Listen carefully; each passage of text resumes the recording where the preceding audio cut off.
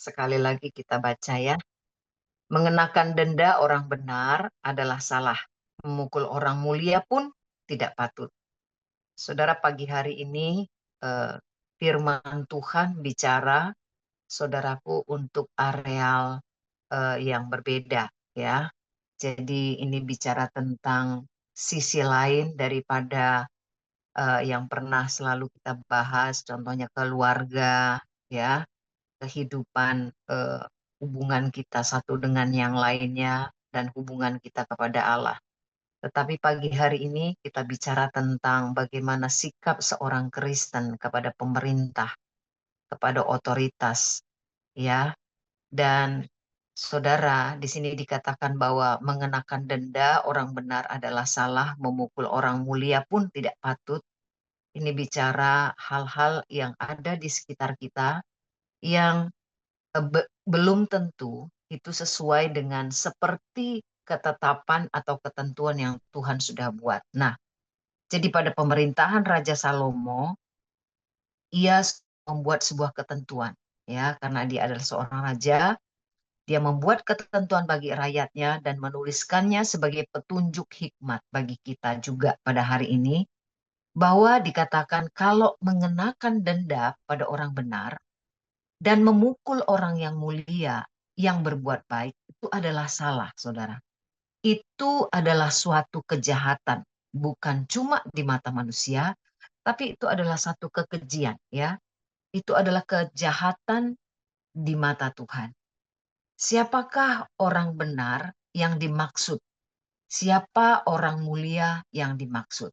Ya, dikatakan di sana sekali lagi di dalam Amsal 17 ayat 20, mengenakan denda kepada orang benar adalah salah, memukul orang mulia itu juga tidak patut. Nah, siapakah orang benar yang dimaksud? Siapakah orang mulia yang dimaksud? Orang benar yang dimaksud itu adalah orang yang tidak kompromi ya dengan kejahatan dan karakter hidupnya itu dapat dipertanggungjawabkan. Nah, siapakah orang mulia? Orang mulia dalam Alkitab itu tidak dimaksudkan bahwa mereka adalah yang memegang jabatan tinggi atau mereka yang memegang kekuasaan sehingga dia dipanggil yang mulia. Tetapi orang mulia itu adalah orang yang dihormati karena integritasnya dan jalan hidupnya yang benar. Jadi dua orang ini yang disebut sebagai orang benar dan orang mulia, kalau dia didenda atau dipukul, saudara, itu benar-benar hal yang tidak pantas, ya, tidak tepat, dan Alkitab katakan itu tidak patut. Ya, mengenakan denda kepada orang benar adalah salah, memukul orang mulia itu pun tidak patut. Nah, saudara, banyak orang pemegang kuasa mempermainkan hukum ya pada saat ini di mana-mana. Termasuk kita bicara tentang bangsa kita, saudaraku. Di tangan mereka itu hukum bisa menjadi seperti permainan ya untuk karena alasan yang tersembunyi. Contohnya memperkaya diri, terus kemudian saudara untuk apa ya, memperkaya kelompoknya, saudara ya, mengambil keuntungan buat kelompoknya, dan saudara mengambil manfaat ya atas orang-orang yang ada di bawahnya. Saudara, tapi sayangnya banyak juga orang-orang Kristen yang terlibat di dalamnya. Nah, kalau kita berpikir, saudaraku, apakah mereka tidak takut ya kepada hukuman Tuhan? Awalnya memang mereka merasa bisa tidak merasa takut. Tapi kalau mereka melakukannya terus-menerus, maka bagi mereka ini hanya sebuah permainan dan itu menjadi biasa. Sebab hati nurani mereka itu sudah menjadi tumpul di hadapan Tuhan. Nah, itulah yang disebut kekejian atau yang menjijikkan bagi Tuhan. Amsal 17 ayat 15 dikatakan begini. Membenarkan orang fasik dan mempersalahkan orang benar, kedua-duanya adalah kekejian bagi Tuhan. Membenarkan orang fasik, mempersalahkan orang benar, itu adalah kekejian bagi Tuhan. Jadi dua perkara ini yang disebut sebagai kekejian bagi Tuhan, itu artinya Tuhan akan menghalau orang yang seperti ini, yang membuat kekejian seperti ini dari hadapannya. Keji itu adalah dosa yang sangat menjijikkan di hadapan Tuhan. Nah, dikatakan bahwa dua dosa ini adalah kekejian bagi Tuhan. Nah, saudara, mengapa Allah marah kepada dosa yang disebut keji ini? Karena Tuhan kita adalah Allah yang mencintai hukum. Ia disebut sebagai Allah yang berjanji. Jadi ketika hukum dibolak-balik, ketika hukum, saudaraku, memiliki dua timbangan, saudara, kepada orang-orang tertentu, ditentukan, diputuskan timbangan untuk seseorang itu berbeda dengan yang lain, itu Tuhan marah dan itu menjijikkan di hadapan Tuhan. Itu adalah dosa yang keji di hadapan Tuhan. Karena Tuhan kita adalah Tuhan yang mencintai hukum. Dia disebut sebagai Allah yang berjanji. Mazmur 99 ayat yang keempat dikatakan begini. Kuduslah ia, Raja yang kuat, yang mencintai hukum. Engkaulah yang menegakkan kebenaran, hukum dan keadilan di antara keturunan Yakub. Engkaulah yang melakukannya.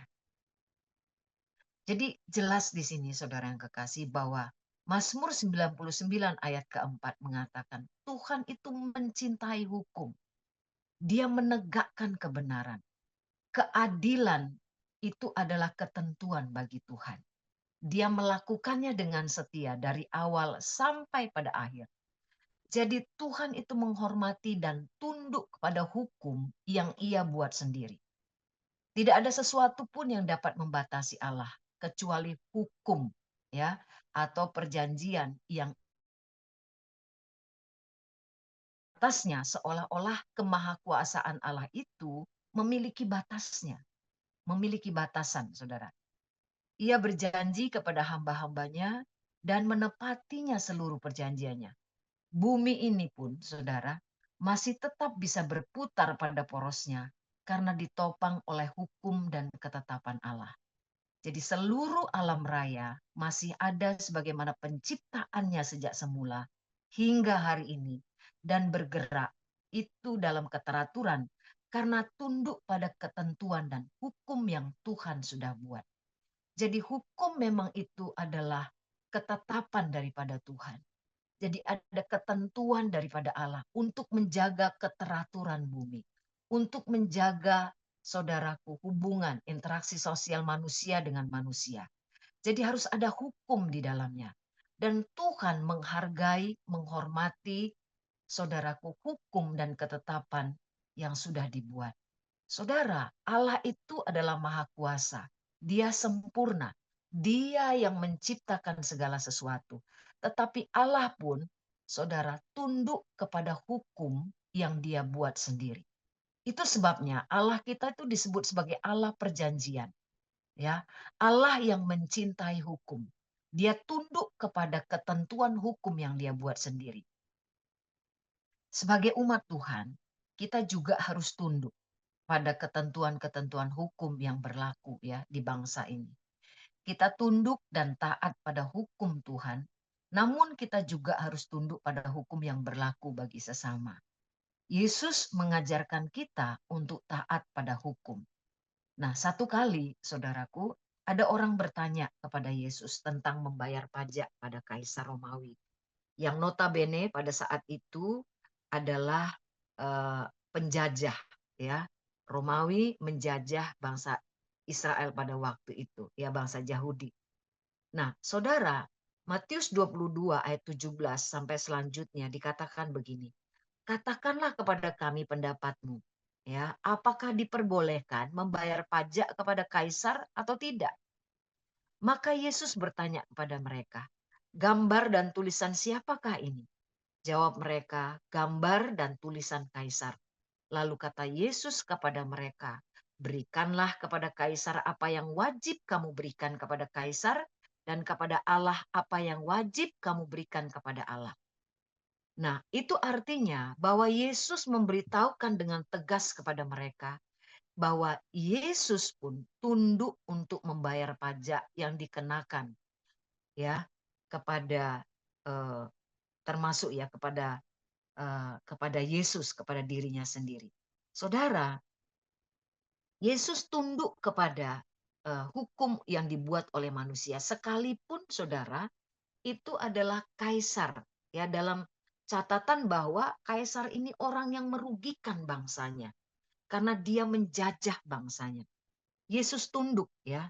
Dikatakan di sana Yesus tunduk membayar pajak yang dikenakan bagi bea bait Allah untuk setiap orang yang berusia 20 tahun ke atas. Jadi ada bea yang ditetapkan oleh pemerintah pada waktu itu untuk mereka harus membayar pajaknya, ya.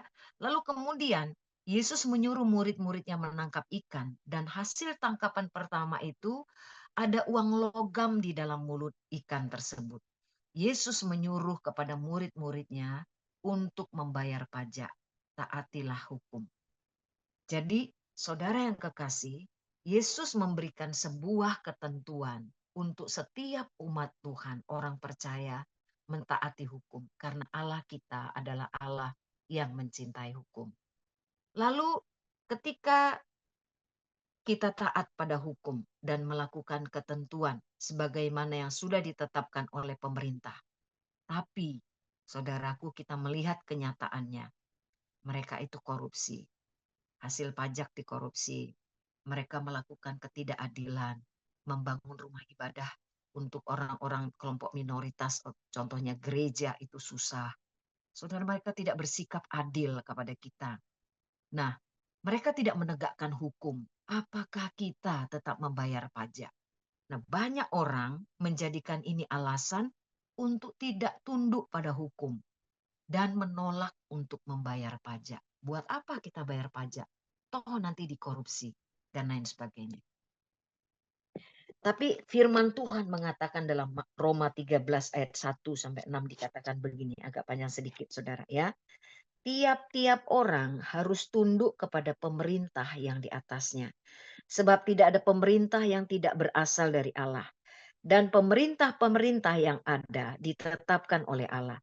Sebab itu barang siapa melawan pemerintah, ia melawan ketetapan Allah. Siapa melakukannya akan mendatangkan hukuman atas dirinya. Sebab jika seorang berbuat baik, ia tidak usah takut kepada pemerintah, hanya jika ia berbuat jahat. Maukah kamu hidup tanpa takut terhadap pemerintah? Perbuatlah apa yang baik dan kamu akan beroleh pujian daripadanya. Karena pemerintah adalah hamba Allah untuk kebaikanmu. Tapi jika engkau berbuat jahat, takutlah akan dia. Karena tidak percuma pemerintah menyandang pedang. Pemerintah adalah hamba Allah untuk membalaskan murka Allah atas mereka yang berbuat jahat. Sebab itu perlu kita menaklukkan diri bukan saja oleh karena kemurkaan Allah, tapi juga oleh karena suara hati kita. Itu sebabnya maka kamu membayar pajak. Karena mereka yang mengurus hal itu adalah pelayan-pelayan Allah. Beberapa kali ya kitab Roma ini mengatakan bahwa saudara, Allah membuat sebuah ketetapan, sebuah ketentuan, saudaraku, bahwa pemerintah adalah hamba Allah. Jadi, sarana atau alat Allah untuk membalaskan murka Allah itu adalah pemerintah. Saudara, kenapa pemerintah disebut sebagai hamba Allah? Padahal kan banyak yang korupsi. Contohnya seperti di Korea Utara. Apakah kita harus seperti apa ya? Orang-orang Kristen itu dianiaya dan sebagainya. Nah, saudara yang kekasih, pemerintah itu disebut sebagai hamba-hamba Allah untuk kebaikan kita. Nah, saudara bedakan pemerintahan dengan oknumnya atau pribadinya. Jadi, kitab Roma ini, kitab Roma 6 ini bukan bicara tentang oknumnya. Dia bukan bicara tentang pribadinya, tetapi tentang tatanan pemerintah yang dibuat oleh Allah sebagai ketetapan untuk ditaati. Jadi, saudara yang kekasih, untuk menjaga keteraturan, Tuhan sudah menetapkan pemerintah-pemerintah di atas kita. Itu sama halnya dengan otoritas kita di rumah ya, contohnya ayah. Kalau mereka nggak benar, itu bukan berarti kita harus tidak tunduk dan melawan otoritas kita. Jadi, saudara, mereka pribadinya yang tidak benar. Tetapi pemerintahannya, otoritasnya, saudaraku, kita harus tetap tunduk. Itu sikap hati kita.